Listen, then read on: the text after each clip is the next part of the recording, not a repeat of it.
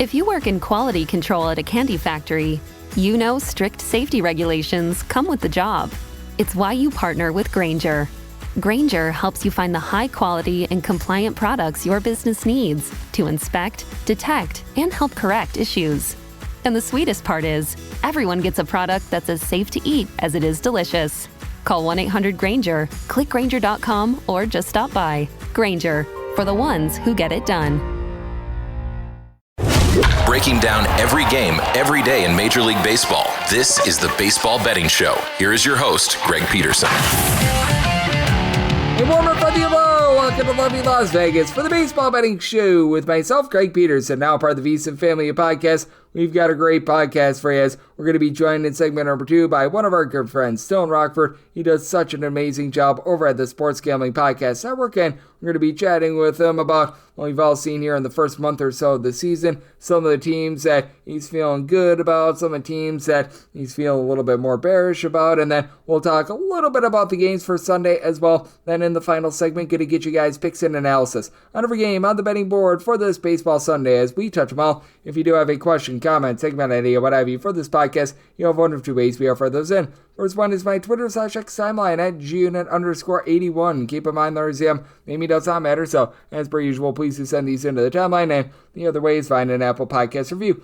If you rate this podcast 5 stars, it is very much appreciated. Then from there, you're able to fire in whatever you'd like to on this podcast via that 5-star review. Did not get in any Twitter/X questions today, but everything, it is brought to you by Edge Boost. Over at Edge Boost, they're making sure that bettors are able to access their funds 24/7, 365 on leap years, 366 days out of the year. It's not running on credit or anything like that, just an account that you're able to utilize to make sure that you get your funds every single time that you need them. And when you go to edgeboost.bet, utilize that promo code of Greg, G-R-E-G. You're able to get a $1 for $1 match on your first deposit up to $25. That's edgeboost.bet, promo code Greg. Now let's take a look back at everything that we did see in baseball on Saturday. Time to find some trends and try to get to know these teams a little bit better. Games from yesterday is Greg buzzing about. Here is the rowdy recap. Now, I will say doing this a little bit in advance because on Saturdays I always do hosting from 8 to 11 Pacific. That would be Eastern Time, 11 to 2 a.m., and I need to have this up by midnight Pacific Time, so we still have a few games that are hanging in the balance, including the Marlins versus Mariners game, as yet to get off and running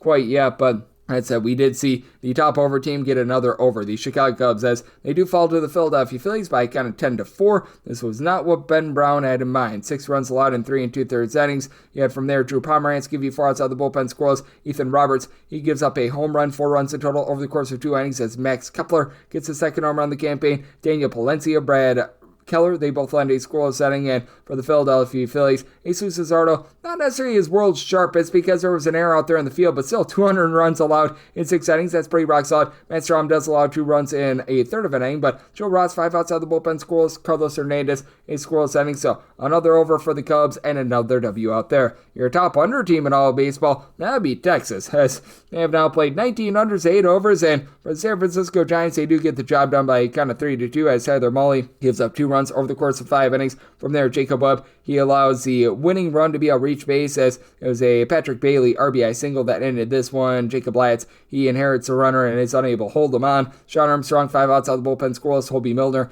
a scoreless inning. And for San Francisco, Robbie Ray says hip hip hooray to giving up just 2 runs in 7 innings. Taylor Rogers, Ryan Walker from there, they're both able to end a scoreless inning. The Chicago White Sox absolutely plaster the Sacramento A's 10-3 the final, as for the White Sox, Luis Robert is able to go deep off of Jeffrey Springs, 3rd home run season, and for Springs, not great here. He does fill 6 innings, but 7 runs, 5 of which were earned, including that home run allowed. Noah Murdoch from there gives up 3 runs in 2 innings. Grant Holman, a scoreless inning, and Luis Urias, he's able to go deep off of the cannon, Jonathan Cannon, for home run number 3 of the campaign. Tyler Gilbert got the open before Jonathan Cannon goes in for 3 runs in 7 2/3 innings, and Penn Murphy, and out of the bullpen scoreless, and a team that has been held very scoreless thus far this season. The Colorado Rockies, 16 unders, 9 overs and a push thus far this season. They fall to the Cincinnati Reds 6-4 as Hunter Green does allow a pair of bombs, 3 runs in total over the course of 6 innings, but not bad when you consider it's Coors Field, as Michael Toglia, he's able to get home run number 2 of the campaign, and Adel Amador was able to get his first home run of the season, much better than Antonio Senzatello, who gives up 3 bombs, 4 runs in total over the course of 5 innings, as Austin the Say's kid gets home run number 4 and 5 of the campaign, and Neovalli Marte gets his third of the season. From there, for the Rockies, Tyler Kinley gives up 2 runs in 2/3 of an inning. You had Jeremiah Hill getting out of the bullpen scoreless. Jake Bird, 2 scoreless innings. Sean Halverson, he's able to give you a scoreless inning as well, but for the Reds, their bullpen was pretty solid. Emilio Pagan does give up a run in an inning, but strikes out the side, and you had Alexis Diaz and Scott Barlow be able to land a scoreless inning. The New York Mets continue to play unders, by the way. 8 overs, 18 unders, and a push. 2-0, they take it to the Washington Nationals. Clay Holmes, not a ton of length, but 5 scoreless innings. From there, the bullpen does their part. Edwin Diaz, Reed Garrett, Danny Young all land a scoreless inning, and AJ Minter, Max Chronic, they're able to combine for a scoreless inning, and Francisco Alvarez gets his first home run of the season, fresh off the injured list, off of Brad Lord, and oh Lord, he took the loss here. He gives up 2 runs over the course of 4 innings, including that bomb.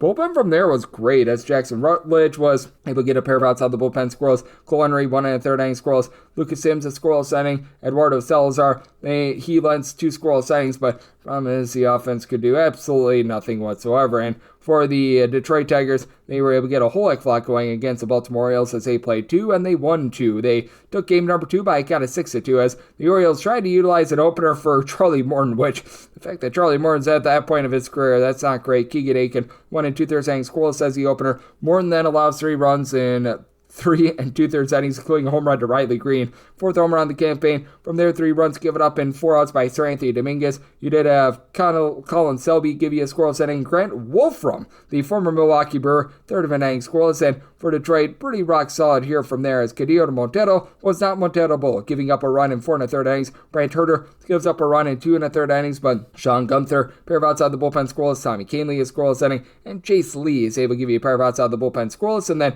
in game number 1 is the Tigres getting a 4-3 win, as Casey Mize continues to be rock solid. He gives up 1 run in 5 1/3 innings. Did allow a home run, as going deep off of him, Mr. Ryan O'Hearn gets his 4th home run season, or Ramon Urias. He goes deep off of Tyler Holton. His 1st home run season, Holton gives up 2 runs in an inning, including that bomb, but Brendan Ennefe, 4 outs out of the bullpen scoreless. Will Vest, a scoreless inning, and Spencer Torkelson off of Ciano Perez was the difference maker. He gets home run number 8 of the campaign. As for Baltimore, you did have that home run given up by Perez, giving up that home run in 1 1/3 innings. The starter goes 4 2/3 innings, and Brandon Young giving up 3 runs. Brian Baker gets you out of the bullpen scoreless, and Matt Bowman, he's able to give you 5 outs out of the bullpen scoreless, but too little too late there. And we also did see the Red Sox and the Guardians play too, as the Guardians took game number 1 by a count of 5-4, as for Boston, Tanner Houck, well, he got hooked in this game early. 4 runs allowed in 5 innings. Brendan Bernardino gives up a run in 2/3 of an inning, but Greg Weissert, 4 outs out of the bullpen scoreless. He had a scoreless inning from Luis Guerrero, and had a pair of bombs for the Boston Red Sox, with Weiler Abreu going deep off of Ben Lively, 5th home run season. Lively, well, the ball was Lively off of his hand, as he also had home run number 3 of the campaign for Rafael Devers. Lively gives up 4 runs in 5 innings, but bullpen from there does their part. Emmanuel Clase, Hunter Gaddis, Tim Aaron, Kate Smith, they all lend a scoreless inning. And then in game number 2, we saw a bit of a reversal, as for the Boston Red Sox, they got their revenge, 7-3 the final, as this was the MLB debut of Doug Nikhazy, and man, he's going to want to go back to the drawing board after this one. He gives up 6 runs over the course of 3 innings. Colby Allard in super long relief was not bad. 1 run allowed over the course of 6 innings, but too little too late, as Jackenzie Noel does get his first home run in the campaign. It's been a struggle for him. Goes deep off of Walker Buehler, gives up 3 runs over the course of 6 innings. From there, Justin Slayton, Aroldis Chapman, Justin Wilson, all able to end a scoreless inning to be able to get the job done out there. Also being able to get the job done, the St. Louis Cardinals, as they take it to the Milwaukee Brewers, this by a count of 6-5. Cardinals have been one of your better over teams in baseball this year, and Jackson Chourio does go deep off of Ryan Helsley to make things interesting in the 9th inning. 6th home run of the campaign. They were up 2 runs going into the 9th, and then Nolan Arenado, he gets a walk-off bomb to be able to end this one off of Trevor McGill for Mr. Arenado, number 3 of the campaign for him, as Sonny Gray did allow 3 runs over the course of 6 innings. On the Brewers side of things, you did have Quinn Pricer give up 5 runs over the course of 5 innings, and did have Yo Piams give you 2 scoreless innings. Ebner Uribe, Monte scoreless inning. And for the Cardinals, so you did have Helsley give up 2 runs in his inning of work. You had Phil Matone come in for a scoreless inning, and the duo of Steven Matz, Riley O'Brien, they were able to combine for a scoreless inning. So rock solid win out there. And for the Minnesota Twins, they have finally gotten to win number 11, as they take down the LA Angels by a count of 5-1. Lone form of offense for the Angels was Zach Neto, 3rd home run season. That comes off of Simeon Woods Richardson, who was pretty solid, giving up that home run in 5 1/3 innings. From there, Brock and Roll Stewart, a pair of outside the bullpen scoreless. Yohan Duran, Louis Varland, and Griffin Jacks, they all give you a scoreless inning. And for the LA Angels, you say Kikuchi, I say he stunk in this one. 4 runs allowed over the course of 2 innings. From there, the bullpen was not bad. Reed Detmers gives up a run in 2 innings of work. You had a pair of scoreless innings out of Ryan Johnson. a scoreless inning out of Jose Fermin in his MLB debut, and Garrett McDaniels scoreless inning of his own. But for the Minnesota Twins, they do find a way to persevere, 6 of 16 with men in scoring position despite leaving 13 men on base. They do find a way to be able to get the W out there.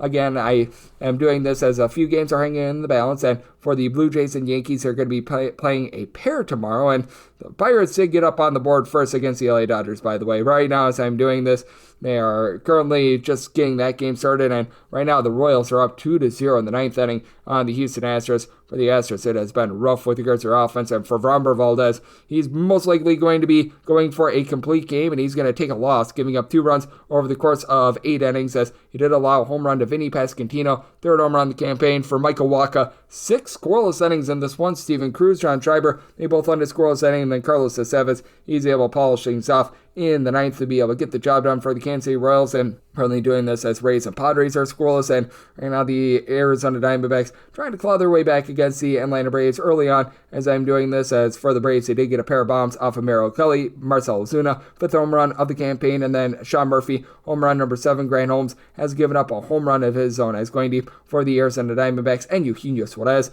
his 7th home run of the campaign. And if you're looking trend-wise at what we're getting in baseball right now, it is a case where we have seen thus far this season an underwhelming season. We saw especially low amount of home runs this week, currently 197 unders to 178 overs, with those late Saturday games still pending in favorites, sitting at about 60.5% at the money line, 239 and 156 there. Last 7 days, though, the favorites have been drying up, 45 and 41 on the money line, with still a few games pending for Saturday. And then if you're looking at what we've seen the last 7 days, 48 unders, 36 overs, that's a 57% hit rate to the under. So that's what we're seeing in baseball right now, and that's what we all got trend-wise in baseball. Now coming up next, but if we take a look at what we've gotten here in the first month or so of the season with one of our good friends, as we're going to be joined by Dylan Rockford of the Sports Gambling Podcast Network next right here on the Baseball Betting Show with myself, Greg Peterson, now a part of the Beast and Family Podcast.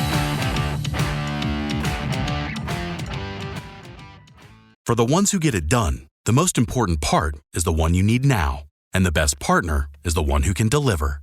That's why millions of maintenance and repair pros trust Grainger, because we have professional-grade supplies for every industry, even hard-to-find products. And we have same-day pickup and next-day delivery on most orders.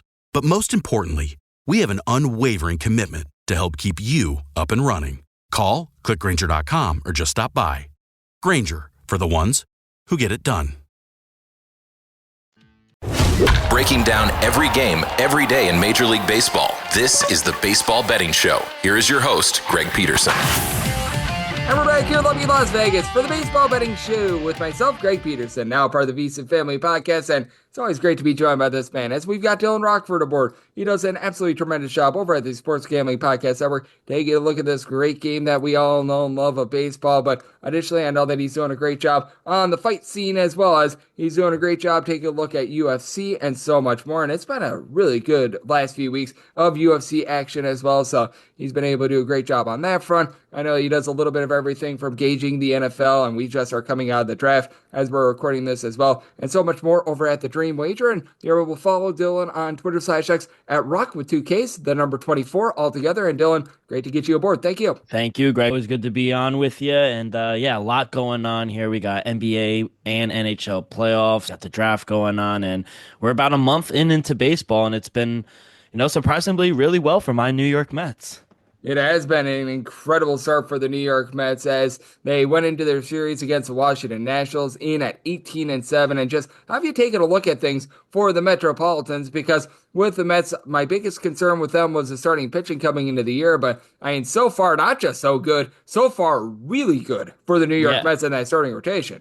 Yeah, I mean, the rotation has been amazing. The bullpen, second best in the league, the bullpen. And, coming into the season, I was kind of skeptical, we had injury to Sean Manaea, Frankie Montas, Paul Blackburn. They were all on the injured list, and they've yet to pitch a single inning in 2025. So on paper, that sounds kind of bad, but, the team has really looked good, and the rotation has really been good for the Mets right now. They lead the majors in ERA, 2.29. They also lead the majors in FIP with a mark of 2.71. So it's just been a very pleasant surprise, honestly, the dominance, and it's always someone new. Tyler McGill, David Peterson, Kodai Senga. Yeah, they've been a really pleasant surprise. It no doubt has been a really nice ad for them. And I mean, how much do you take a look at this New York Mets team moving forward as well and just feel even better about things? Because we both know this. If the Mets are having themselves a nice season, they are going to be buyers at the trade deadline. And I think that that's really the biggest thing that I take a look at for the Mets, and that they don't need their starting pitchers to continue the absolute dominance that they've had, because I do think that it's going to have a little bit of a fall off. I think that would be a bit far-fetched to think that they're going to continue what they've done thus far, but they don't necessarily need to, with the fact that reinforcements should be coming in the middle summer months. Yeah, reinforcements should be coming. We just got Jeff Neal back, catcher back as well. Pete Alonso's playing at an MVP level. I wouldn't be too concerned about Juan Soto. I know he hasn't really lived up to expectations so far, but I think we've been really good with the money that we're spending. I agree. I think we're going to be buyers at the deadline as well. And I forgot to mention just a few minutes ago, Griffin Canning, I mean, he was a fade when he was on the Angels for us, but the buy low spot for him, he's pitched really well. Clay Holmes, the transition from bullpen to starter, he's been really good as well. So, with the pitching, the bullpen, hitting, I think will turn around, but, I've been really through 25 games. I think the Mets have looked really good. They've been probably my second biggest winner outside of the Tigers, who I think they've been looking really good lately. Yeah, with the Detroit Tigers, it's been very intriguing to see what they've been able to do. Now, we're not quite sure what the Tigers are going to be able to give us on Sunday, because they had that double dip on Saturday against the Baltimore Orioles, so they did a little bit of mixing and matching in terms of their starting pitching, in terms of the way that they utilize the bullpen on Saturday as well. But just how do you take a look at a Tigers team that my biggest concern for them coming into the season were the bats, but we've seen guys like Kerry Carpenter, Spencer Torkelson be able to take that next step forward that they needed to, and that pitching that was able to carry them to the postseason last year, that has not fallen off one bit. Yeah, so far, Detroit, they've been really good. They lead the American League in ERA 294, but unlike last year when the team kind of resorted into an unconventional pitching strategy, they double pitching the chaos to patch things up together with Skubal, really wasn't starting. I think it's been really good with Flaherty, Skubal, Jackson Jobe. I think he's going to be really good. Casey Mize, he's really been showing promise as well. So I really like what I've been seeing from the pitching staff. And like you mentioned, Spencer Torkelson, he's really found himself playing well. And, there was also rumors that he was going to be in trade rumors, and he really wasn't guaranteed a spot either on the roster. But, they really broken through camp, and they've really had good success here in 2025. Yeah, they certainly have been, and it has been really nice to see what they've been able to bring to the table. As joining me on the show, we do have Dylan Rockford, who does such great work over the Sports Gambling Podcast Network, joining me right here on the Baseball Betting Show. And Dylan, I do think that it's going to be very intriguing to see what we get moving forward in that AL Central, because a team that I'm just out on right now has been the Minnesota Twins. I'm not sure how you've taken a look at them, but I do think that in terms of the AL Central, we're going to have some intrigue with the Guardians. Obviously, the White Sox, if they're fighting for a playoff spot, something has gone horribly wrong with a lot of teams in the division. But that said, how do you take a look at that Central, where the Minnesota Twins were a team that a lot of people were bullish on coming into the season? I never really saw it, and it just has been a rough year for them, with them not having guys healthy and them not getting anything at the plate. Yeah, I think that's been the biggest thing, not getting anything at the plate and just injuries. They started the season with some injuries, and it's really kind of continued here through the season. They did start 12-27 down the stretch back in 2024, followed up really quiet of an offseason. I just don't understand how you could do that when, you got teams like the Detroit Tigers, Kansas City Royals, Cleveland Guardians. They're all at least attempting to make moves, and you kind of just sit back and really not do anything. That was very surprising to me. And then coming into the season as co-favorites to win the division, I never saw that. And, they find themselves in fourth place. They're 9-15. Carlos Correa struggling, no surprise. Royce Lewis, he's dealing with that left hamstring strain. He's still sidelined. Twins offense is they're just not good, to be kind, and they've scored 3.54 runs per game, and middle of the rotation isn't good. Their pitching staff, and, they've been without the opening day starter, Pablo Lopez. He's hurt as well for the past 2 weeks, so they are just in a tough spot. They're kind of on my do not bet list right now. Yep, absolutely. And the team that they're going to be facing off against on Sunday in the LA Angels, they've been a nice, fadeable team over the last few seasons, but What have you made out of them? Because it probably is going to be Jose Soriano versus Bailey Ober. A little bit TBD as we're recording this, so that game is off the board. But that's it for the LA Angels. I don't think that they're going to be like any sort of playoff team or anything like that. But I thought that this team was going to be awful coming into the season. And I mean, they haven't been awful. I'm not going to say that they've been great, but they have been awful. And I feel like this is a team that from time to time, when you're getting plus money on them, they can lend some, shall we say, situational value. Yeah, no, I would agree. I think especially early on in the season, getting at a plus 150, plus 60, it was worth a half a unit or a pizza bet on the Angels because of their bats.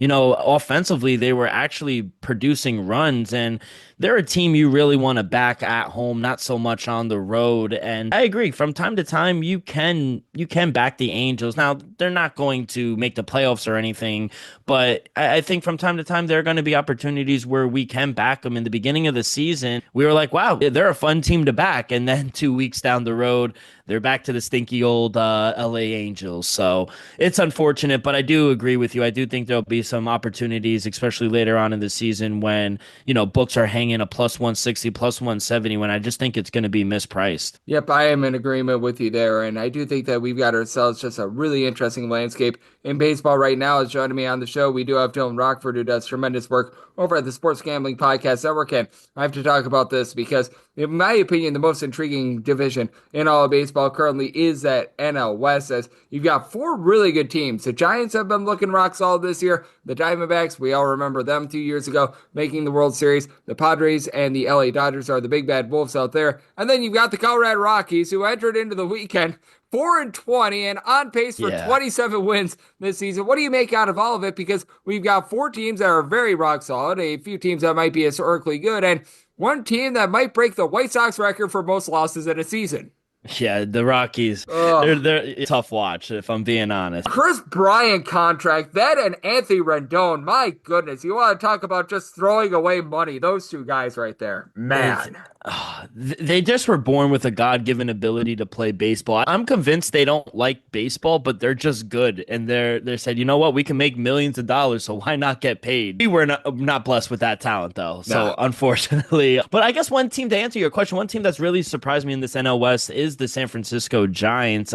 They've been pretty good. I love Logan Webb at home. Getting a guy like William Adames, he has yet to make an impact, but he is so good, and I think eventually it will show why they went and spent the money on him. Jung-Ho Lee, he missed the whole last season while recovering from that left shoulder surgery. He's been instrumental to the club's success as well. He's tied for 7th in the majors with a 1.4 WAR. He's kind of delivering on that promise what the Giants saw. They gave him $113 million as well. So, you have Lee's breakout with the San Francisco Giants as well. Wilmer Flores, it's good to see him, an ex-Met, his surge coming along as well. So I like this lineup. I would look towards their overs. Overs have been very profitable for the San Francisco Giants. I think Wilmer Flores, I think he might lead the league in RBIs. I think it's 27 RBIs right now. So I think the offense has looked really good. And on the Padres side, we talk about a team just a few minutes ago about a team really not doing anything in the Minnesota Twins. The Padres were a team that I thought really didn't do anything in the off season, but they're another team that's been really good. Fernando Tatis, he's having an MVP start to his year. Jackson Merrill, he's dealing with that right hamstring strain, but Darvish, he's hurt. Dylan Cease, he's not really pitching that good as well, but they still have a great ERA. They have a 1.20 ERA in the last 5 starts. Nick Pivetta, he's aged pretty well. He looks really good as well. So they're dealing with some injuries right now, but I think they'll be just fine. And I'm not worried about the Dodgers either. Yeah, I'm not going to be worried about the Dodgers until we really, really see that happen in the postseason, because they are the big bad wolf. And in the old Ric Flair mentality, in order to be the man, you got to beat the man. And right now, the Dodgers, they certainly are the man. And is there anything that you're going to be taking a look at for Sunday, whether that be a starting pitcher or two, or just one of these matchups in general that you think is going to be of intrigue for you? Because we're doing this as we don't necessarily have the Sunday numbers up quite yet, but I do think that we've got some good baseball coming up, and we are now reaching that that 1 month mark of the season where we're starting to be able to find out just a little bit more about these teams. Yeah, really good pitching matchup that I saw. 2:10 Eastern, the Royals taking on the Astros. I think the number, we don't obviously have the numbers right now, but should open up pretty tight on the books. But I did make the Royals a minus 115 favorite here at home with Chris Bubich on the mound against Hunter Brown. Chris Bubich, he's been superb at home this year. 0 runs given up in 13 and 2/3 innings, 14 Ks, just 1 walk. Batters hitting just a $167 off of him. Royals are 2-0 straight up in those 2 starts. Meanwhile, on the other side, Hunter Brown, he's been one of the best pitchers for the Astros this year, home or on the road. But on the road in this spot, he has just 1.0 ERA, 2 runs given up in 18 innings, 15 strikeouts, just 2 walks. I'm pumped for this game. You mentioned good matchups. This is what we want to see. 2 really good pitchers going at it. I don't expect a lot of offense in this game. Both offense, middle of the pack, really nothing to ride home about. So I give the slight advantage to the Royals at home since Astros, they struggle against left-handed pitchers. And I just like the form a little more of the Royals right now. Astros 4-5 straight up on the road. Meanwhile, Royals 9-4 straight up at home. So I would look towards the Royals here at home, slight favorite. With Chris with K. Bubich, he has been tremendous. Now, the Royals going to need to find a little bit more offense because that has been rough for them entering into the weekend, actually scoring fewer runs per game than the Chicago White Sox. But I do think that when it's all said and done, they're going to be able to find their form, just like Dylan, you're always in great form. You do a great job taking a look at the fight game. You do a great job on the football front, the baseball front, and so much more. So let the good people at home know it's all on tap for you and how people can follow along on social media and other platforms. Yeah, you guys can find me on X, the Everything app, at Rock with 2Ks24. And yeah, like Greg said, we are locked and loaded. Got the NFL draft. Kentucky Derby next week. We got the Kentucky Derby first weekend of May. UFC is locked and loaded per usual. We're in Kansas City this week. We're going to Des Moines, Iowa next week. So we're locked and loaded. And Greg, like you know, the grind never stops. Absolutely, and always love to see the UFC get away from the Apex, be able to give you some of those fights out there in the Midwest. That's always nice to see, and Dylan, he does a great job on that front. He does a great job on the baseball front, and every single time he joins me, one such great insight. So big thanks to Dylan for joining me right here on the Baseball Betting Show, now part of the VSiN Family Podcast. And coming up next, it is that time of the podcast. I give you picks and analysis on every game on the betting board for this Baseball Sunday as we touch them all. If you work in quality control at a candy factory, you know strict safety regulations come with the job. It's why you partner with Grainger. Grainger helps you find the high quality and compliant products your business needs to inspect, detect, and help correct issues. And the sweetest part is, everyone gets a product that's as safe to eat as it is delicious. Call 1-800-GRAINGER, click Grainger.com, or just stop by. Grainger, for the ones who get it done. Breaking down every game, every day in Major League Baseball. This is the Baseball Betting Show. Here is your host, Greg Peterson. And we're back here in lovely Las Vegas for the Baseball Betting Show with myself, Greg Peterson, now part of the VSiN Family Podcast. Always great to be joined by Dylan Rockford. He does such great work over at the Sports Gambling Podcast Network. Taking a look at this great game that we all know and love of baseball. Every single time he joins me, lends such great insights, and did so once again today. So big thanks to Dylan for joining me in the last segment. Now it is that time of the podcast. I give you picks and analysis on every game on the betting board for this Baseball Sunday as we touch them all. If a game is listed on the betting board, Greg has a side and a total on it, so it is time to touch them all. Do note that as per usual, any changes that are made to these plays will be listed up on my Twitter/X feed at GNet_D1, and we're going to be going in the Las Vegas rotation order. This is where we go with the National League games first, then the American League games. Any interleague games, those are going to be at the bottom. That'll keep things all nice, neat, clean, and easy. So how about if we do get things started with 9:51, 9:52 on the betting board. It is the New York Mets on the road against the Washington Nationals as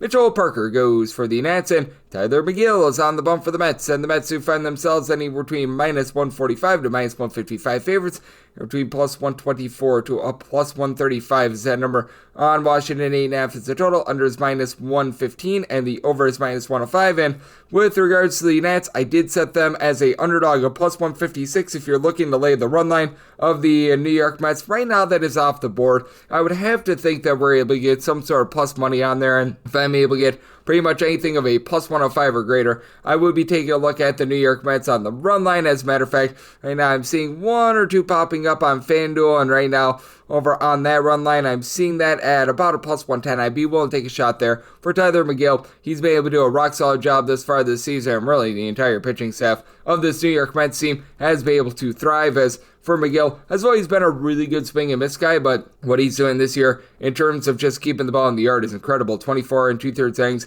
has yet to give up a home run. 109 ERA, probably not sustainable, but 218 fielding independence, so getting those 11 strikeouts per 9 innings. And then on the flip side for Mitchell Parker, he's a steady Eddie guy. He's not going to completely blow you away with his swing and miss stuff, but his first 11 starts at the big league level, he had given up 3 runs or fewer in all but one of them, and he's putting together a nice season thus far. $1.39 ERA, 340 fielding independent through his first 5 starts. Now again, I don't know if that's necessarily sustainable, especially with him only getting about 5.5 strikeouts per 9 innings this far this season, but you do have a case where the New York Mets have not necessarily been firing all cylinders with regards to their offense. Now, I do sense that Juan Soto was entered into Saturday with just 3 home runs. He's going to be able to give you a little bit more. Mark Vientos has been terrible to start the season. He should be a little bit better moving forward as well. Pete Alonso continues to be rock solid. Pete Alonso has been giving you well north of 400 on base, 5+ home runs, so he's been able to do a good job there. You've got Francisco Alvarez and Jeff McNeil back at the fold as well. Luan Acuna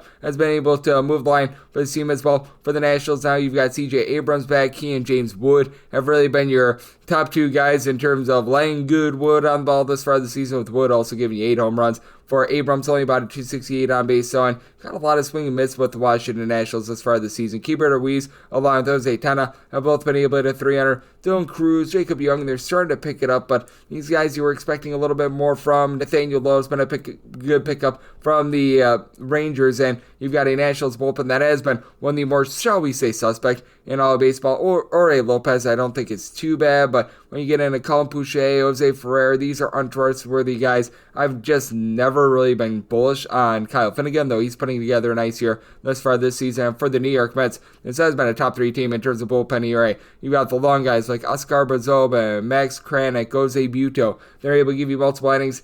Ryan Stanek is not necessarily a guy that I'm overly bullish on, but he and Reed Garrett have done their job this season. Edwin Diaz, he's been a little bit testy in the 9th inning, but all in all, this is a Mets team that's doing a great job of the bullpen. I do think that they do a nice job of shutting down the Nationals, and I do think that there is regression coming here for Mitchell Parker. Do think that's the case a little bit for McGill as well, so I might tell it at 8.6 here at the 8.5. I like the over, and I do like the Mets at a plus 110 on that run line. 953, 954 on the betting board. The Milwaukee Brewers at the road they're facing off against the St. Louis Cardinals. Eric Fetty Wap is on the bump for the Cards, and Jose Quintana is on the bump for the Brewers. And your total on scheme, it is 8, the over and under, both at minus 110. With the Cardinals, they're between minus 114 to minus 120 favorites, between even money and plus 105 / as bad as minus 105. That number on the Milwaukee Brewers, and I did set the Cardinals on the money line and at minus 117, so seeing that minus 115, I'm going to be willing to lay it with Eric Fetty. He's been a guy that's always been much better at home rather than on the road. As a matter of fact, since resurfacing at the big league level, he's got an ERA that's more than 1.5 points better when he's at home rather than away from home.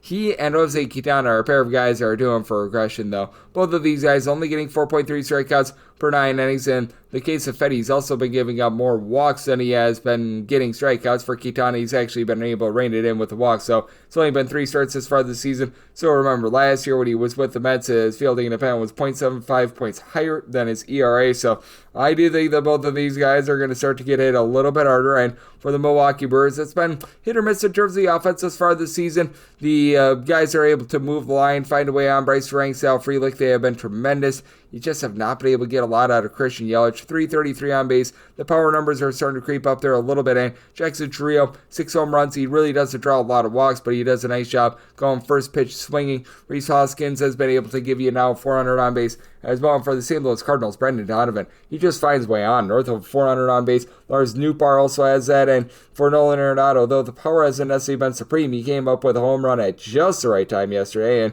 he's still giving you north of 360 on base. You've had some of these younger guys be able to step up, like a Victor Scott, like a Thomas Sagizi. So I do like what these guys are able to bring to the table. And for both of these teams, the bullpen has been in the bottom 5 in the big leagues in terms of their ERA. for the Brewers, I do think that this is going to be much better moving forward. Abner Uribe has been rock solid, and then you've got the likes of Jared Koenig, Yo Payams, Elvis Figueroa, all these guys that were in the bullpen last season. And for the Cardinals, Ryan Helsley is one of the better closers that you're going to find in all of baseball, but the likes of Kyle Leahy, Jojo Romero have been very testy this year, and Romero was actually pretty solid last season. So I do think that there's a little bit of positivity coming for both of these bullpens, but I think that there's a lot of negativity coming for both of these starters. I did set my total as a result at an 8.4. I'm going to be staring at that total under, and with the Cardinals, I'm going to be willing to lay up to a minus 116 on that money line. 955, 956 on the betting board. You've got the Cincinnati Reds, and yes, we're on to Cincinnati. They're onto the road. They're facing off against the Colorado Rockies as Ryan Feldner goes for the Rocks, and Nick Lodolo is on the bump for the Reds. And the Reds do find themselves as a pretty good size favorite. You're going to be finding them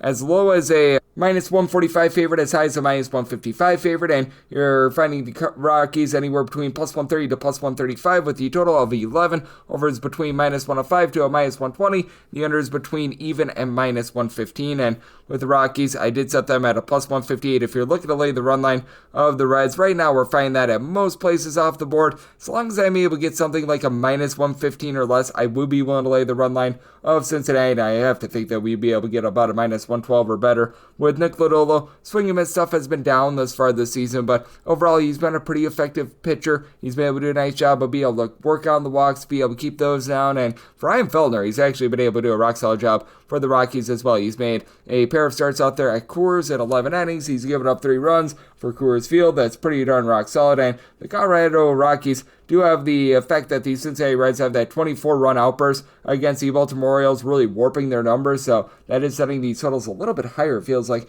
in this series rather than in other series. For Feldner, 3.86 ERA, not necessarily strikeout artist, but overall pretty solid. And again, with Nick Lodolo, 2.79 ERA, strikeout numbers are down, but I do think that he's going to do a good job of keeping a Rockies team that has just been very rocky with their offense at bay. Now for Colorado, they are averaging about 5.1 runs per contest when they are at home, but Chris Bryant, big giant waste of money, is currently on the injured list. Ezekiel Tovar has been banged up. They've actually gotten some good production out of Jordan Beck. Beck has been able to give you 5 home runs this season, and he's done his best work at Coors. Hunter Goodman has been able to give you 4 home runs. Ryan McMahon is starting to pick it up, but still, you just haven't been able to get a lot of offense. Brendan Doyle has been relatively okay, and for the Cincinnati Reds, it is a little bit hit or miss in terms of this offense as well. Ellie De La Cruz has been able to give you 5+ home runs, and Matt McLean is giving you a lot of power, as for Mr. McLean, 4 home runs, but the problem is he's hitting about $169, so you're going to need a little bit more there. Austin, the Saves kid, since he's come off the injured list, has been solid, and you do have Gavin Lux doing a really good job of reaching base, hitting for about a 300, but also do like the Cincinnati Reds bullpen. You don't necessarily have that one guy that's going to be going out there and being absolutely dominant, but like Scott Barlow, along Tony Santillan, Alexis Diaz, I think that these guys are all going to be in for sub 3.5 ERAs this season. You've been able to have Emilio Pagan thus far be okay, but I do have my trepidations with him, but all in all, it's a good bullpen, and for the Rockies, this is always a bad bullpen. Victor Vodnik is currently on the injured list. Jimmy Erga, Jake Bird have obviously been okay thus far this season, but I just don't see that there's much of a path forward for them. I do think that the Reds are going to be able to get into that bullpen, but I do think that Feldner lends a relatively good start. I think that Lodolo continues to be a steady Eddie guy, so I did set my number at a 9.7 in terms of total. I'm in on the under, and with the Reds, I'm going to be willing to lay on the money line up to a minus 158. Going to be looking at that run line, should be able to get that at a minus 112 or better. 957, 958 on the betting board. The Pittsburgh Pirates block the blank. They're on the road against the LA Dodgers, as Tyler Glasnow is on the bump for the Dodgers, and Bailey Falter hopes to not live up to his name, as 8.5 is the total, under is minus 120, the overs even, and with the Dodgers there between minus 290 to minus 320 favorites, and between plus 250 to plus 260 is that number on Pittsburgh. And right now with the Pirates, I would need at least a plus 271 to be able to take a shot on them. If you're looking to lay a run half with the LA Dodgers currently, that is a number that is off the board, but I'm having to think that even this is going to be a pretty bondo number, as right now I'm seeing at FanDuel, if you want to lay a run half with the LA Dodgers, it's hovering right in the neighborhood about a minus 155, and if I could get a plus 135 or better on getting a run half with the Pirates, I'm honestly going to do it. for the Pittsburgh Pirates, the bullpen has not necessarily been the world's worst. I'm still not bullish on it. You still have someone like Caleb Ferguson that's hit or miss. David Bednar, they just recalled him from the minor league level, but you know what, when you're getting this sort of a big giant Mondo plus number to be able to get a run half, that's something that certainly does call my name. And then on the Pittsburgh Pirates side of things on offense, you have been able to get good production out of Oneil Cruz, who's up to 6+ home runs this season and has been able to do a nice job of finding way on base. Isaiah Kiner-Falefa has been able to give you well north of a 330 on base as well. Brian Reynolds, after a rough start to the season, he's starting to pick it up just a little bit as well. So with the Pirates, they should be a massive underdog, especially when you got the likes of Brian Hayes, Tommy Pham, not necessarily moving line, but it is getting a little bit better for them. And for the LA Dodgers, it has been a little bit hit or miss for them recently. You still have Shohei Ohtani, Mookie Betts give you well north of 350 on base. They're still hitting for solid power, but just feels like they haven't necessarily been firing all cylinders over the last 2 weeks, and that just happens during a baseball season. They have been a little bit rough with that regard. You've got Andy Paz, who needs to give you a little bit more. He's been hitting below the Bedell's line of 200. Michael Conforto, Max Muncy, you need a little bit more there. And for Paz, in fairness to him, more like a 216 average, but still, you want a little bit more there. To Oscar Hernandez, he's been able to give you 6 bombs. He's hitting solid. And Freddie Freeman, and he's been solid as well, but he had that shower situation, so he hasn't necessarily been himself throughout the season as well. And for the LA Dodgers, it's a good but not great bullpen. They're going to be great once they get all their guys back. Once you get back Michael Kopech, once you get back a few of these other guys on the injured list, as you still have Tanner Scott, Kirby Yates doing a really nice job for the team. Anthony Banda put together a really nice year last year. It's been a little bit more hit or miss this season. And for the Pittsburgh Pirates, with David Bednar back up at the big league level, it's always a roll of the dice with him as well. But that said, I do think that with the Pittsburgh Pirates, you're going to be able to get a little bit of something out of Bailey Falter. And I've never really been a Bailey Falter fan because he does not get a lot of strikeouts. He does oftentimes get hit very, very hard. But for Bailey Falter, at the very least, you know that he's not going to give out a whole bunch of walks or anything like that. He's not going to completely self-implode. And for Bailey Falter in the 2025 campaign, it hasn't necessarily been the world's worst for him. I recognize that the 5.19 ERA is not amazing, but fielding pen is more around about a 4.41. He has been giving up about 1.4 home runs per 9 innings, but does come in having allowed 3 earned runs or fewer in each of his last 3 starts and combined 6 runs in these starts. So he's been able to do a relatively okay job of holding up there. And I do think that with Tyler Glass now, you have to wonder what you're going to be able to get out of him moving forward, as he does have the propensity to give up a few walks. His swing and miss stuff has always been very good throughout his career, and as far as this season, he's been able to record about 12.2 strikeouts per 9 innings, but those 5.3 walks per 9 innings have been a little bit of an issue as well. 3.71 ERA. So I mean, being able to get this big of a plus number on the Pirates at a +1.5, and I recognize that the LA Dodgers have been really good on the run line over the last few seasons, but they've already won 4 games by just 1 run thus far this season. A little bit uncharacteristic of the LA Dodgers. Just feels like they're in a little bit of a funk and a little bit of a swoon right now. So I'm going to be willing to take that +1.5 run line on the Pittsburgh Pirates at a +135 or greater. And with regards to the total, some mine at an 8.1. Here at the 8.5, I'm in on the under. 950, 960 on the betting board. The Arizona Diamondbacks are going to be playing against the Atlanta Braves as Spencer Schwellenbach is on the bum for the Bravos, and Brandon Pfaadt looks a battle for the Arizona Diamondbacks. Diamondbacks are right around about even money to -105 in terms of being underdogs, -109 to -115. Then number on Atlanta, 8.5 is the total. Over is -120, and the under is even. And with regards to this Arizona Diamondbacks team, I did set them at a -127, so I do like them on the money line. I don't understand why they're the underdog. For Spencer Schwellenbach, it's been a relatively good start to the season for him, but he has now allowed 9 total runs over the course of his last 2 starts. And for the Diamondbacks, you've got a guy in Brandon Pfaadt who's really coming in good form. He has allowed just 2 runs over the course of his last 3 starts, has always been good with regards to command, and Schwellenbach has as well. You've got a pair of guys out there that are allowing less than 2.5 walks per 9 innings, but for Schwellenbach, the fact that he hasn't been able to get as many swings and misses, and does have to go against a Diamondbacks team that is currently number 1 in the big leagues in terms of runs per game since the beginning of the 2024 campaign, that does have to spook you a little bit on them. For Arizona, it's just 1 through 9 for this team. Like, you just have so many guys that are firing all cylinders, and Corbin Carroll wasn't even good last year. Now he's giving you 9 home runs and a 400 on base. You've been able to have Eugenio Suarez supply the boom. Now, not really any sort of on base, but he's been able to give you 6 home runs this far this season. Pavin Smith is hitting north of 315. He's been able to give you 4 home runs. Josh Naylor about a 400 on base. He's been able to give you 4 home runs. I mean, the list goes on and on. Geraldo Perdomo, Tim Tebow has gotten 4 home runs in his first 39 at-bats. And for the Atlanta Braves, you do have a pair of guys in Sean Murphy and Austin Riley that have both been able to hit 6 home runs. Murphy, by the way, out of his first 10 hits, 6 of them did fly over the fence. Marcell Ozuna north of 4-arm base. Matt Olson has started to pick it up a little bit, but you have to have your question marks with guys like Eli White, Michael Harris and company at the bottom of the fold. They pick up Alex Verdugo, who's doing a solid job of moving the line, but this is also not the same bullpen that we've seen in past years for the Atlanta Braves as well. They no longer do have A.J. Minter out there, though I will say Desbel Hernandez has been able to do a very good job in this bullpen. Now the likes of Dylan Lee and Yel De Los Santos, who they're a little bit shaky. Lee is a guy that I trusted much more than De Los Santos along with Pierce Johnson, and then if you can get to Rossi Iglesias, you're in good shape there. And for the Diamondbacks, deal with A.J. Puck being on the injured list is rough, especially with Jalen Beeks, dealing with a little bit of ailment as well, but likes of Ryan Thompson, Justin Martinez, Shelby Miller, these guys have been pretty rock solid in that bullpen. Now, you've got a few other injuries that you've been dealing with as well. I know that they've had Joe Mantiply be all sorts of inconsistent when he has been out there thus far this season, and they had to just option him down to the minor league level because he was that bad. But that said, I do think that for the Arizona Diamondbacks, they're going to be able to get a good start out of Fott, which means that they're not going to need to go into that bullpen too much. And with the way that this offense is firing all cylinders, do think that they get the job done. It's up by Till at 8.7, so you're at the 8.5. I like the over. I do like the Diamondbacks on the money line. 961, 962 on the betting board. The Chicago Cubs play out the Philadelphia Phillies. Aaron Nola hopes to be super for the Phils, and Jameson Taillon is on the bump for the Cubs. And the Cubs do find themselves as slim underdogs here. You're going to be finding them between minus 102 to plus 102, minus 111 to minus 118. That number on the Phillies, currently there's no number up on this game with regards to total because of the Wrigley Field wind. And it looks like for Sunday Night Baseball, wind is going to be blowing out a little bit more, but it's going to be a bit more directional. You shouldn't get too bad of temps here, probably like the mid-50s, something like that. So I set a total to wear an 8.5 or less. I'm going to be in on the over. A 9 or higher, I'm going to be in on the under. But with the Cubs, I did set them at a minus 123 on the money line. Aaron Nola is just a guy that I want absolutely no part of whatsoever right now.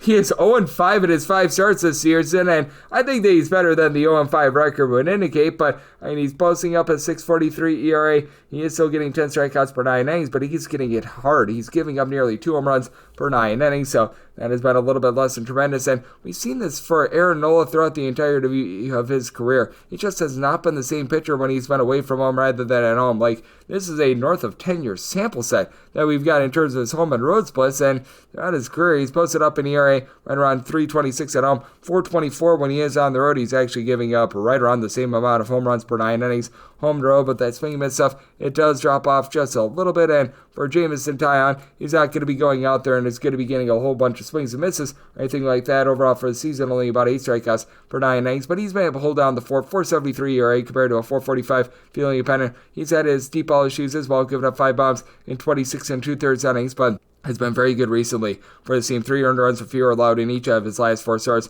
Had that rough start against the Arizona Diamondbacks to begin the season, and ever since then, he has been rock solid, and the team has been able to go and give him a little bit of run production when he's been out there, as they've been able to score a combined 26 runs in his last 4 starts, and for the Chicago Cubs team, they really have been the best offense in all of baseball. They're averaging north of 6 runs per contest. Got to take it to them a little bit yesterday, but you've got a guy in Kyle Tucker who's done a tremendous job being able to give you north of a 4-arm base. He's been able to supply the team with 5+ home runs this season. Ian Happ is up to a 365 on base. Even some of these guys at the bottom full. Pete Crow Armstrong is giving you 3+ home runs. He's starting to hit for about a 280. Miguel Amaya is hitting at 280. And then on the Philadelphia Phillies side of things, certainly one of the better lineups that you're going to find in all of baseball. Kyle Schwarber, 6+ home runs, north of 400 on base. Bryce Harper starting to get the deep ball going a little bit as well. He's been up to about a 385 on base. Max Kepler, after a rough start to the season, he's hitting for north of 360 on base, and he went deep yesterday. Bryson Stott is moving the line. Really, other than Alec Boehm, who's been hit or miss, but he's starting to be able to find it a little bit more as well. And JT Realmuto, these guys have been good there. But for the Philadelphia Phillies, you have to have your trepidations with this bullpen, as Ryan Kerkering has acted up. Jose Alvarado, Matt Strahm, they've been steady Eddie guys for the team, but outside of those 2 guys, what are you going to be able to get out of Jordan Romano, Tanner Banks, what have you? And for the Chicago Cubs, this has been a lower half of the big league team in terms of their bullpen ERA as well. Ryan Brazier, Eli Morgan, both being on the injured list is rough. Porter Hodge has not been the same this season. Julian Merriweather last few seasons has been rough for him, and Ryan Presley is dealing with a little bit of ailment as well, but having someone like Carson Kelly who's been able to step up at the catcher spot has been big for the Cubs, and I do think that they take it to a guy in Nola that has been very shaky this far this season. So do like the Cubs on the money line, set them at a -123, and then in after less like the over 9 or higher, the under 963, 964 on the betting board. The Toronto Blue Jays are going to be on the road against the New York Yankees, and this is going to be a double dip. So we're going to do both of these games together, as in game number 1, it is going to be Kevin Gausman on the bump for the Jays, and Max Fried is on the bump for the Yankees. In the game number 2 is going to be Chris Bassett having a hook, line, and sinker for the Blue Jays, and Clark Schmidt is on the bump for the New York Yankees. And that was originally supposed to be the matchup for Sunday before you had the rain out yesterday. But that said, if you take a look at game number 1, this is essentially what we were supposed to get on Saturday. I really have no adjustments here in terms of Gausman versus Max Fried. I was willing to take a +160 or higher with regards to that Blue Jays money line, and right now we're finding that right around about a +162, +164. If we could get in there, I'm going to be willing to take a shot on that money line. As for Kevin Gausman, his swing and miss stuff overall for the season has been down, but he's been able to give the team 22 strikeouts in the last 3 starts. He's really been able to excel with that regard, and I do think that there's going to be a lot of upside with what he's going to be able to provide moving forward, as I think that the first 2 or 3 starts where he wasn't getting his swing and miss stuff, I think that was just a little bit more of a flash in the pan than anything else. And for this Blue Jays team, they're all of a sudden starting to be able to hit and move the line with George Springer, giving you darn near 400 on base. You've been able to get good production as well out of Lager Jr. in terms of being able to reach base. Now, his home run power, it has been way down, but he's still giving you north of 360 on base. Bo Bichette, after it was a rough season for him last season, he's been able to hit darn near 300. Still stuck on 0 home runs as far as the season, but again, it's a Blue Jays team that, even though they've been one of the lesser teams in terms of hitting the deep ball, they found a way on. Anthony Santander needs to start living up to that contract. That's honestly been great, but I mean, for this Blue Jays bullpen, even with having Nick Sandlin now on the injured list, Chad Green, Jeff Hoffman, Yimi Garcia, these guys are pretty solid in that bullpen. And for the New York Yankees, Evan Williams has just not been great, to say the least. Luke Weaver should be your closer moving forward. I've liked what I've seen out of him. And even Hamilton, Tim Hill, these are a pair of guys with a little bit of upside. For the Yankees, they had that just big giant outburst to begin the season, but ever since then, Anthony Volpe has not really been able to give you much of anything. Cody Bellinger has been a bit of a disappointment this year. Aaron Judge is sitting for north of 400 and 7 home runs. There's how much more he can do on Paul Goldschmidt. Though he's not giving you a lot of power, he has been able to give you 400 on base. Ben Rice has really been able to step up. He's already up to 6 bombs in his first 80 or so at bats. He's been able to give you north of 390 on base, but this is a Blue Jays just overall rotation that I think is going to be able to do a solid job here, and we've been having some inclement weather out there in New York as well, so I do think that that's going to help out both of these pitchers. Like what I've seen out of Max Fried thus far this season, I feel like the disrespect with him went a little bit too far when he was over with the Braves, as right now he's registering a sub-2 ERA, and I don't think that he's given up more than 200 runs in any of his starts. So runs that he gave up against the Brewers, most of those were unearned runs, but right now 8.5 strikeouts to 2 walks per 9 innings, not just completely blowing you away, but doing a nice job, just keeping everything out there in front of him. But if I'm able to get a +162 or higher, I'm going to be willing to take a shot on that plus money on the Toronto Blue Jays. And in terms of the total, I did set mine at 8.1. I do think that both of these guys go out there, give you a good start. Right now, I'm seeing in terms of that total for game number 1, a lot of 8.5s with the over and the under, both at -110. So at +162 or higher in on the Jays, and I'm going to be in on that 8.5 under. And then if you're looking at the Bassett versus Schmidt start, this is going to be 981, 982 on the card right now. With Schmidt and the Yankees, they're about -150 to -155 favorites, +130 to +136. That number on the Jays, and total on this game, it is 9 with the over and the under, both at -110. And I would be willing to take a +136 or higher on the Blue Jays as well. I'd be looking at the money line here just because with Chris Bassett, he's been able to have a little bit of a career renaissance this season. He's been able to keep the walks a little bit lower, and that's what made him so good when he was over with the Athletics, when he was over with the New York Mets as well. For Bassett, I don't know what happened with him ever since the pitch clock went into existence. It felt like he was one of the most affected pitchers by the pitch clock. And I do recognize that he's coming off of giving up 4 runs at his last start, but $149 fielding independent, 188 ERA, getting 10.5 strikeouts of 1.9 walks per 9 innings, and is yet to allow a home run this season. He has been able to do a nice job there. And Clark Schmidt, he's pretty much a league average pitcher, I think is a fair way of putting it. He's made 2 starts, and the first 2 starts of the season, 9 2/3 innings. He has allowed 8 runs. I believe that he's better than this. Last year, he posted up a 2.85 ERA, but more like a 3.58 fielding dependent. If you look at his career numbers, it's a 4.05 ERA, 4.11 fielding dependent, 9 strikeouts to 3 walks per 9 innings. I believe that that's a true Clark Schmidt. I believe that he's about a 4 ERA pitcher that'll get you about 9 strikeouts per 9 innings. He's not going to do anything amazing. He's not going to do anything awful. I think that he's going to be able to lend a relatively solid start here, and I do think that there's a little bit of regression coming from Chris Bassett. I don't think that he's going to be able to continue a sub 150 fielding independent and a sub 2 ERA or anything like that, but I do believe that he's found a little bit of something here, and going against Clark Schmidt and being able to get this big of a plus number at a plus 136 or higher, I'm going to be willing to take a shot on that Jays money line. And with regards to the total at a 9, I'm in on the under. I did set my total at a 8.7 as we go to 965, 966 on the betting board. The Boston Red Sox are on the road against the Cleveland Guardians as Logan Allen is on the bump for the Gardos and Brian Bayo is on the bump for Boston. And Boston does find themselves as a very slight underdog. You're going to be getting them right around even money to minus 105. Meanwhile, minus 110 to minus 115 is that number on Cleveland. And the last game, it is 7.5. The over is minus 120 and the under is even. And I did set my total at 8.3. So I'm going to be willing to take a shot on the over. I just have not seen what I've loved out of Logan Allen throughout his career. It's been much better from this season, but I still can't unsee the fact that he has had north of 3.5 walks per 9 innings throughout his career. And for Brian Bayo, he's always had his issues when he has been on the road as well. So I do have to have a little bit of pause here for Brian Bayo. He did miss the first few weeks of the season due to injury, so that's a little bit of a concern. First start of the season looked relatively solid, gave up 1 run over the course of 5 innings. That wasn't a solo home run that he gave up, so I do think that there's going to be a bit of regression if he continues to give up 3 walks in 5 innings and everything like that. But in terms of Brian Bayo hitting those home and road splits, they have been a little bit concerning throughout his career. He's been giving up a 4.55 ERA on the road, and when he's been on the road, he's been giving up about 1.15 home runs per 9 innings as well. So you do have to have your issues there for Logan Allen. It's been a case where the command has been the biggest concern for him this season. It has been still about 4.2 walks per 9 innings, and he's only getting about 6.8 strikeouts per 9. So I don't know how long-lived this good start is going to be. Now, what I do know is that the Cleveland Guardians have a far better bullpen than that of the Boston Red Sox. For the Red Sox, Gabriel Dahlke is able to be a nice multi-inning guy.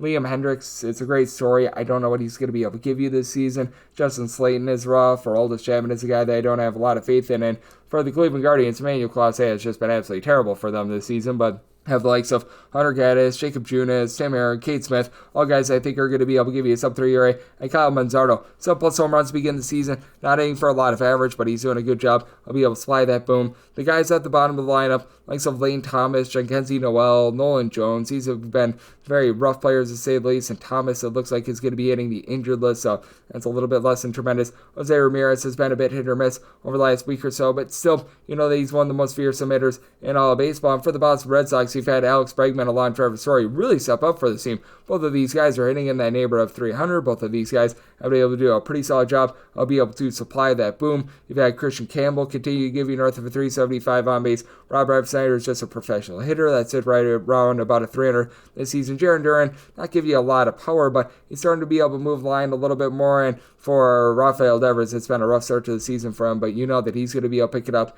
as well. So it's an interesting circumstance, especially with the Guardians having a leadoff hitter like a Stephen Kwan that's able to get things going. So I did set my number at a minus 129. I'm going to be looking at the Guardians on the money line, and I do like this total over as well. Set my total at an 8.3, 967, 968 on the betting board. The Baltimore Orioles are on the road against the Detroit Tigers. Drake Skubal is on the bump for the Tigers, and Dean Kramer is on the bump for Baltimore. 7.5 is the total, over and under, both at minus 110, and for Detroit, they're between minus 182 to a minus 192 favorite. Plus 158 to plus 165 is that number on Baltimore. If you're looking to lay a run half with the Detroit Tigers, again, most places where I'm getting these numbers from, they are currently off the board. But that said, I am seeing one initial run line of the Detroit Tigers up on FanDuel right now. If you're looking to lay that run half, you're going to be getting that right around about a minus 104, and that would be a number that I would be right there on the borderline with. If I could get to even money or better, that would be my buy point on the Detroit Tigers run line. As for Dean Kramer, I just have absolutely no faith in him whatsoever. I wish I could call it anything else, but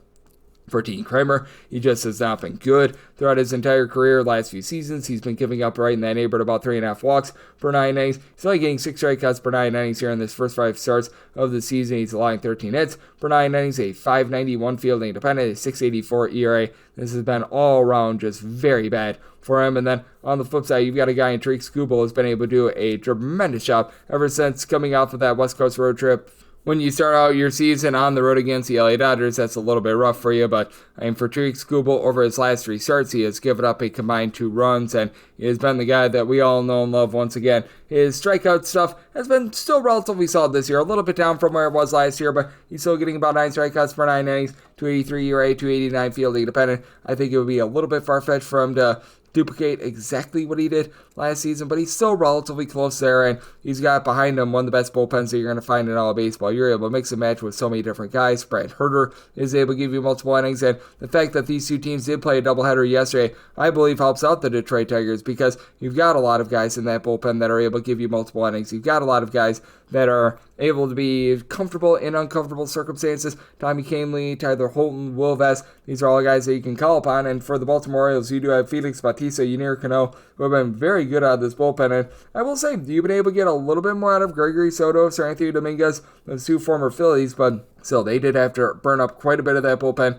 yesterday, so that was a little bit less than tremendous. And for the Baltimore Orioles, this is still one of the better lineups that you're going to find in all of baseball, but you've had a lot of inconsistency. As Cedric Mullins has really been your best hitter, 6+ home runs, north of a 400 on base. Ryan O'Hearn is moving the line, giving you about a 380 on base, and Ramon Urias has been hitting for darn near 400 in terms of his on base as well, but likes of Heston Kierstead, Ryan Mountcastle, Jordan Westberg, Adley Rushman, all these guys are giving you a sub 310 on base. Gunnar Henderson as well. All these guys really not give you a ton of power aside from Jordan Westberg, and for the Detroit Tigers, this offense hasn't been able to really wake up. Cole Keith has been rough for the team, but Zach McKinstry is giving you north of a 300 average. Spencer Torkelson, 360+ on base, 5+ home runs. You've had Kerry Carpenter be able to hit for darn near 300. He's been rock solid in terms of being able to supply some power as well, so I like what I'm seeing there. Trey Sweeney could use a little bit more out of him as well, but I do think that for Detroit, they should do a nice job taking it to a Orioles team that I just am not bullish on Dean Kramer, to say the least. So if I could get a -103 or better on that run line, going to be looking at the Tigers, and I did set my total at 7.7, as I do think that both of these bullpens a little bit burnt out. They're going to see a little bit more run scoring, so I do like the over and the run line of Detroit. 969, 970 on the betting board. The Kansas City Royals do play out to the Houston Astros. Hunter Brown is on the bump for the Astros, and Chris with the K. Bubich is on the bump for the Royals, and the Royals are a underdog of anywhere between +110 to a +119, and between -130 to -135 is that number on Houston. 7.5 is the total. The over and the under anywhere between -105 to a -115, and with regards to this Astros bunch, I did set them at a +109. I think that the wrong team is favored here, so I'm going to be willing to take a shot on the Royals money line with Chris with the K. Bubich. He has been able to live up to the billing and then some of being that former first-round pick at sub-2 ERA. He's been able to get north of 9 strikeouts per 9 innings, and Hunter Brown, to his credit, a 1.17 ERA this far this season. He has not allowed any runs over his last 3 starts. I think that he went 19 innings in total in his last 3 starts, so he's been able to do a great job there. The question is, which of these offenses are going to be able to give you anything whatsoever? You don't need a ton, but you need something out of one of these 2 offenses, because with the Royals entered into the series dead last in the big leagues in terms of runs per game, but with the Astros, they're only generating about 3.6 runs per game as well. Yordan Alvarez has been rough. 2 home runs with less than a 325 on base this far this season. The guys at the bottom of the fold are just not giving you anything. Christian Walker, Mauricio Dubon, they're not finding a way to be able to get on. Yunier Diaz has been aimed below the middle side 200 as well. Zach DeZenzo has just never really been able to find it at the big league level. Jose Altuve continues to give you a trio of bombs, and he's doing a nice job getting on base. And for the Royals, Bobby Witt Jr., he's been giving you just below a 400 on base, but he's been stuck on 2 home runs this season. And for the Royals, I don't think that anyone entered in yesterday with more than 2 home runs. Like Vinny Pasquantino, MJ Melendez, Hunter Renfroe hitting below the Mendoza 200. You need a bit more there. Mark Canha coming off the injured list should be able to help out this team. He and Miguel Garcia are able to move the line, and both of these teams have been solid with their bullpen. For the Royals, you've got Lucas Erceg along Carlos Aceves in the back half of the bullpen. We're really able to sure things up. Anel Zerpa has been a little bit shaky this season, but I think that he's going to be able to pick it up. And then for the Houston Astros, you've had a little bit of shakiness out of Brian Ryu to begin the season, but he and Brian Scott have been rock solid over the last few seasons. Taylor Scott is right now having himself a little bit of a rough season, but Josh Hader is back to being the Josh Hader that we all know and love. Have to have my question marks in terms of both of these lineups, as I do think that Brown and Chris with the K Boobage both give you a relatively good start, but we do know that Kansas City is a little bit more of a hitter's ballpark as well. I did set my total as a result at an 8.2. I think that regression comes in for both of these starters, so I'm in on the over, and I like being able to get plus money on the Royals on the money line. 971, 972 on the betting board. The Minnesota Twins play with the LA Angels. Says you've got Jose Soriano on the bump for the Halos, and Joe Ryan goes for Minnesota. Minnesota between a minus 142 to a minus 155 favorite, plus 122 to plus 136 at number on the Angels, and total on this game it is 7.5. The over is minus 115. The under is minus 105, and for the Twins, I did set them on the money line at a minus 148, and right now we are finding that right around about a minus 145 or so. Wouldn't want to be going past a minus 145, but I would be willing to take a shot there on the money line. If you're looking to lay a run half with the Minnesota Twins, I'd be willing to take a plus 132 or higher. As I'm recording this, most places do not have a run lineup right now over at FanDuel. I'm seeing that at about a plus 130, so and it's a little bit TBD as whether I go money line or run line. If I had to play it right now, I'd be looking at a chalkier money line, but for Joe Ryan, just throughout his career, he's always been much better when he's been at home rather than when he's been away from home. When he's away from home, a career north of 1.4 home runs per 9 innings, less than 1 home run give it up per 9 innings when he is at home. And for the Twins, it does feel like the offense is starting to find it a little bit more. Maybe deal with injuries, with Royce Lewis being out the fold for the entirety of the season, Matt Wallner hitting the injured list, not necessarily amazing for the team. And Byron Buxton at 269 on base. I recognize he's giving you 4+ home runs, but man, that has not been great to say the least. Harrison Bader has been one of your better power hitters. He's got about a 333 on base. He's been able to give you a trio of bombs, but Brooks Leaf, since coming off the injured list, about a 275 average, a 366 on base. Still need to get Carlos Carrero going. He's been hitting below the Mendoza line of 200 as well. And then for the LA Angels, this is very much an all or nothing team. You've got a lot of guys who will give you 5+ home runs this season. Mike Trout, though he's hitting a $177, that's just not Mike Trout. Like Taylor Ward, Kyron Paris, Ore Soler, these guys have all been able to give you 4+ home runs thus far this season. But you do have a lot of these guys who are just hitting a 225 or lower. Joe Adell, Taylor Ward, who I mentioned before, J.D. Davis. So that's been a bit of an issue. And for both of these teams, they've got good but not great bullpens. For the LA Angels, having Ben Joyce on the injured list or some, but Ryan Zephyrian, Ryan Johnson, they're a pretty good set of men for Kenley Jansen, who's been pretty rock solid for the team. And whenever you're able to get Kenley Jansen outside of like super duper high leverage spots, he's typically pretty solid. Meanwhile, for the Minnesota Twins, Griffin Jax has had a little bit of a rough start to the season, but I do like what Yohan Duran is able to do as a closer. Cole Sands, Danny Kalum, these guys have been able to do a pretty rock solid job in that bullpen as well. And then for Jose Soriano, he's not necessarily the world's greatest swing and miss guy, was getting less than 8 strikeouts per 9 innings last season, but has always been very good at being able to keep the ball in the yard. Last season gave up 0.6 home runs per 9 innings, still less than 1 home run per 9 innings this season. He has been allowing a 4.34 ERA, but the fielding dependent of 4.30, just a skosh lower. He's been down with the strikeout stuff, only getting about 7 strikeouts per 9 innings, but well, no, I do think that he's going to be able to lend a relatively good performance against a Twins team that has had a tough time being able to get the ball in play in general. And I do think that for Minnesota, they're going to be able to get a good start out of Joe Ryan. I did set my total at an 8.4. We've seen a little bit of shakiness out of Jose Soriano, and we have seen the Angels have the propensity to be able to get the deep ball going, so I do like the over. And with the Twins here, I would be looking at a little bit of chalkier money line, willing to go up to a minus 148. 973, 974 on the betting board. The Chicago White Sox are on the road against the Athletics. As Valdo Bito is on the bump for the A's, and you've got Davis Martin on the bump for the Southsiders, with the White Sox going to be getting them between plus 170 to plus 180 underdogs, between minus 205 to minus 210 is that number on the Athletics. 9.5 is the total. Under is minus 125, and the over is even a plus 105. And I did set the A's at a minus 224 on the money line. If you're looking to lay a run half with them, you should be able to find this at below a minus 115. Right now over on FanDuel, which they don't have the world's greatest run line prices, minus 110. I would be willing to lay that. I'm willing to go up to a minus 117, as the White Sox did have their 10-run outburst yesterday, but still a lineup that entered into yesterday in the bottom 5 of the big leagues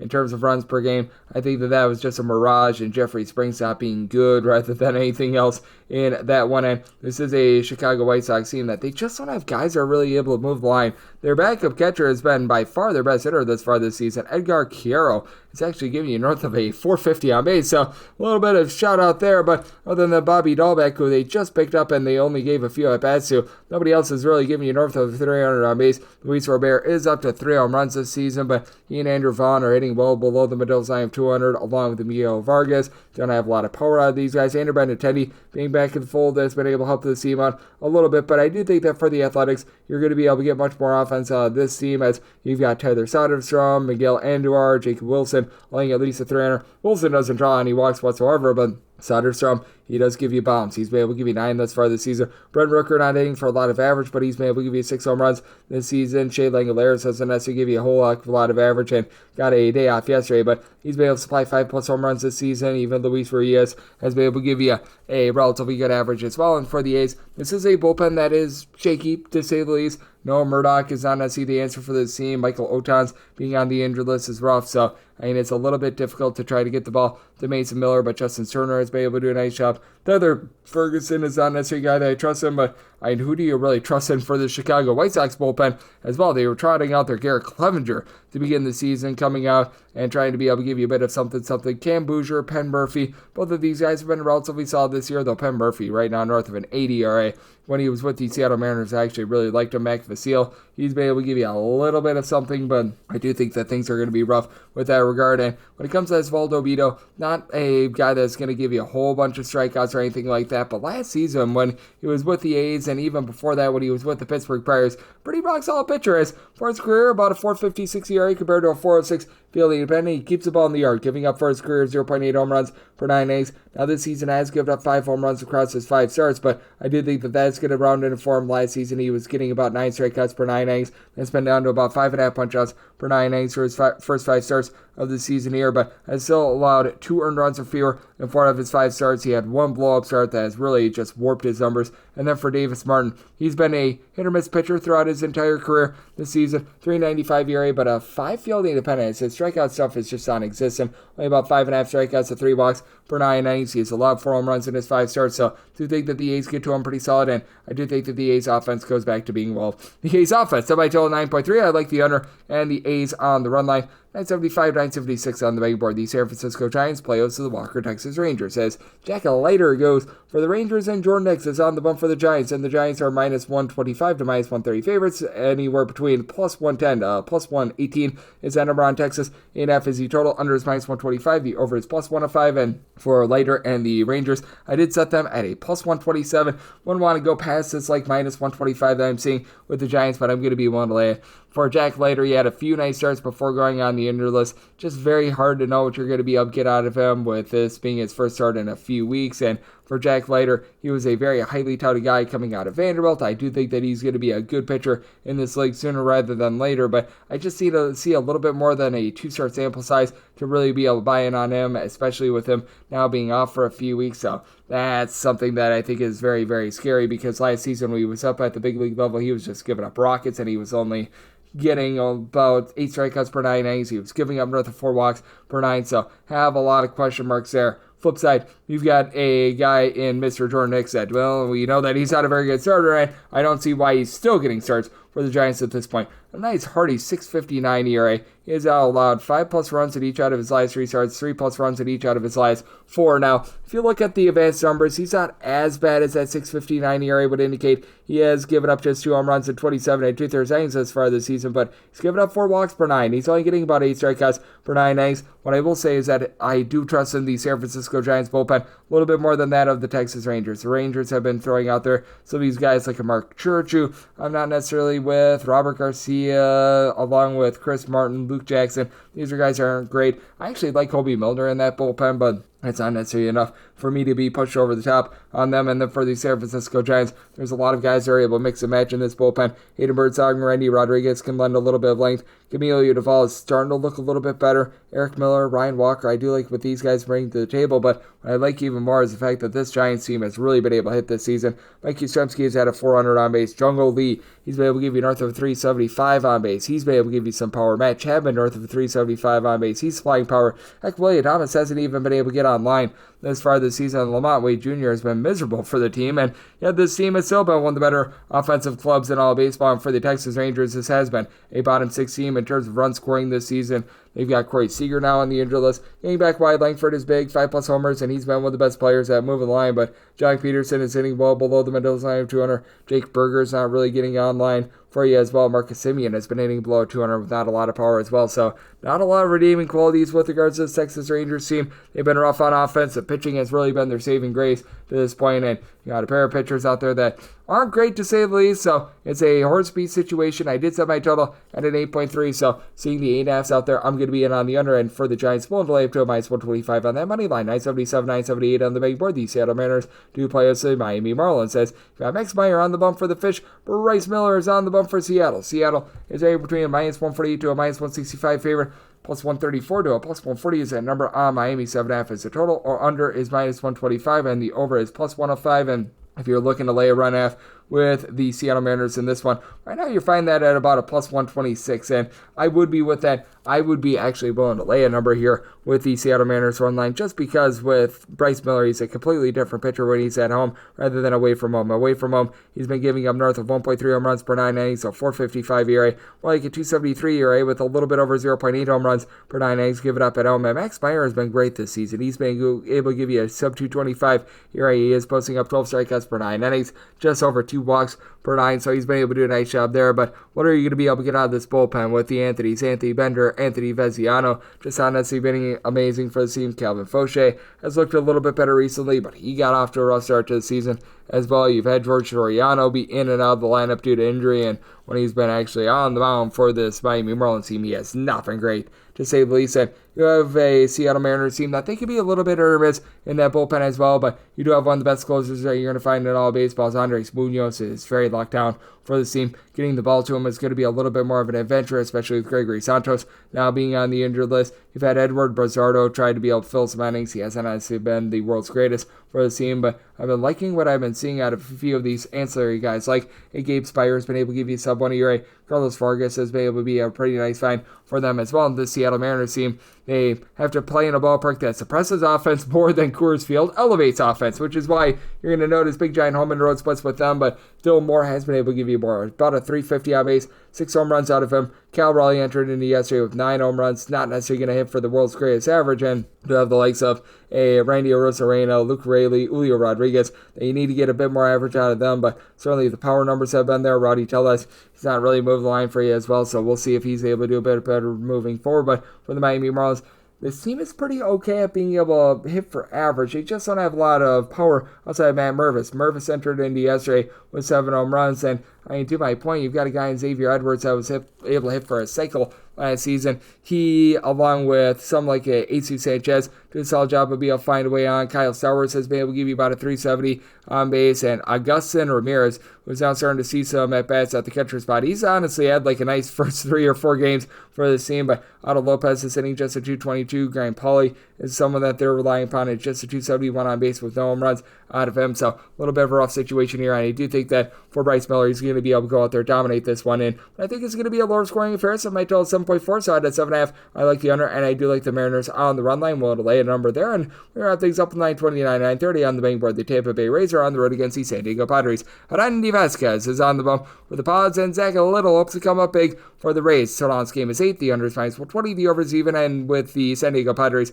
they're between -114 to -125 favorites, and between +102 to +106 is that number on the Rays. And with the Tampa Bay Rays, I did set them as a +151, so I'm going to be willing to lay with the San Diego Padres. For Randy Vasquez, I fully recognize that this guy is a bit of a roll of the dice, and he was looking good in his first few starts and then just completely got pulverized in his last start. I believe that was against the Detroit Tigers, but I do think that for Randy Vasquez, the fact that he's able to give you some relatively okay command. Last season was only giving out about 2.7 walks per 9 innings. I do think that things are going to get better from moving forward. He's done a nice job keeping the ball in the yard through 5 starts, 22 2/3 innings. He's yet to give up a home run this season, and I do very much have my trepidations with Zach Little with that regard, because his command has been very good ever since becoming a starter for the Tampa Bay Rays. He only gives up about 2 walks per 9 innings, but for our good friend and Mr. Little thus far this season, 8 bombs given up in 29 innings across 5 starts, and that has not been great to say the least. So good news is is San Diego and Petco, it is a little bit more of a pitcher-friendly environment, but for the San Diego Padres, even though they are dealing with a few injuries, as they're going to be without Jackson Merrill in this game, Luis Arias went out in Sunday Night Baseball, so they've been dealing with a few of these guys not being in the lineup for them. You still do have a guy in Fernando Tatis Jr. is able to give you 8+ bombs, doing a great job of finding a way on base. Manny Machado just 2 home runs to begin the season, but still hitting north of 275 for the team. Jose Iglesias is an understudy that has been a really nice find for them. Now, you do have a few guys that you don't necessarily trust in, like a Yoli Gurriel, like a Chorizo or Nealis, but overall, I do think that for the Padres, they still have a pretty good lineup. And for the Tampa Bay Rays, this has been one of the more upstart lineups in all of baseball. Christopher Morel could not get on base to save his life last season, and now he's hitting north of 250 for the team. So that's been nice. Andy Diaz, after a rough start to the season, he's back to hitting about a 250. Junior Caminero led the way with 5 home runs, but Jonathan Aranda, 4 bombs, giving you north of a 300 batting average. Likes of Danny Jansen, Taylor Walls at the bottom of the fold have been a little bit rough, but Cameron Mintzner has stepped up as well. And for both of these teams, I really like both of the bullpens, even though for the Tampa Bay Rays, Kevin Kelly is now going to be on the injured list. For them, you still have had guys like Mason Montgomery, Pete Fairbanks, Garrett Clevenger. I'll give you a sub-3.5 ERA. And for the San Diego Padres, Jeremiah Estrada, Adrian Morejon are able to fill multiple innings when needed. Robert Suarez has been solid for a San Diego Padres team that is currently number 1 in the big leagues in terms of bullpen ERA. I do think that they're going to do a nice job locking it down here. So even if Randy Vasquez does give up a few runs, I do think that the Padres find a way to be able to persevere, get the job done. I did set the Padres at a -151 on the money line, so we'll delay that, and I'm in on the oversub. I tell it at 8.3, and that'll wrap things up for the Sunday edition of the Baseball Betting Show, now part of the VSiN Family Podcast. A big thanks to Dylan Rockford, who does a great job over at the Sports Gambling Podcast Network, and he joined me in the last segment. If you do like hearing from this fine podcast, Baseball Betting Show, you're able to subscribe wherever you hear podcasts, Apple Podcasts, Google Play, Spotify, Stitcher, and TuneIn. If you have a question, comment, segment idea, whatever for this podcast, you have one of 2 ways to be able to throw those in. First one is my Twitter/X timeline at GUNet_D1. Keep in mind, Lars name does not matter. So, per usual, please do send these into the timeline. And the other way is find an Apple Podcast review. If you rate this podcast 5 stars, it is very much appreciated. From there, you are able to fire in whatever you'd like to hear on this podcast via that 5-star review. And I'm coming at you guys every single day on this podcast during the MLB regular season. So, I'll be back with you guys once again tomorrow. Thank you. For the ones who get it done, the most important part is the one you need now. And the best partner is the one who can deliver. That's why millions of maintenance and repair pros trust Grainger, because we have professional-grade supplies for every industry, even hard-to-find products. And we have same-day pickup and next-day delivery on most orders. But most importantly, we have an unwavering commitment to help keep you up and running. Call, click Grainger.com, or just stop by. Grainger, for the ones who get it done.